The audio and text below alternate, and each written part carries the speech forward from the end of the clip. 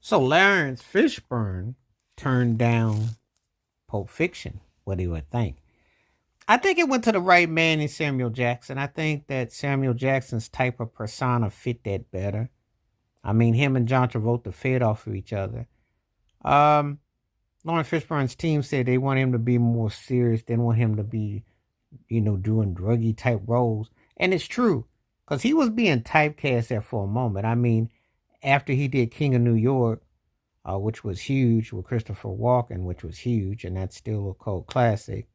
And, of course, he does Boys in the Hood, you know, deep cover. So it's kind of like you get kind of boxed in a certain way. His film started to change after a while, but it was kind of like playing on tape. So he he turned it down, and it worked out good for him. When I watch Pulp Fiction, I really don't think there's anything in him that would have really worked. Ving Rhames' part went the right way. Bruce Willis' part went the right way. You're going to have a black lead. So sizing up against Samuel Jackson fit that role.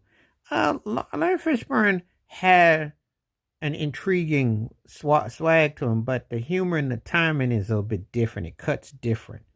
It cuts different. Obviously, he made great choices because then he ended up doing the Matrix series, and that was huge. That's a far cry from when him and Angela Bassett, who were a great chemistry for Boys in the Hood, What's Love Got to Do with it. It's a far cry from when he moved on, and he did different vehicles and different roles. So his career, of course, you remember when Blackish, Cornbread Earl and Me, School Days, go back with, he's been around for like one of the few great success stories from a child actor to a full-fledged man who had even bigger career in adult. So that in itself is a W. But I don't think Pulp Fiction necessarily would have worked. But it's interesting. Quentin Tarantino was talking about this character. Couldn't have seen Larry Fishburne with no Jerry curl wig on his head and talking McRoyale and talking that smack, And him and John Travolta would have been kind of tight together, but it really wouldn't have been no yin and yang. I think they got it right. Sometimes when you watch films, you see the totality, and then you can kind of like look at it and say, yeah, I can see why this work, why that don't work, why you need to keep this, why you take this out, why you add this. And the pacing of that film, the vibe of it, he made the right choices. He made the right choice, you know.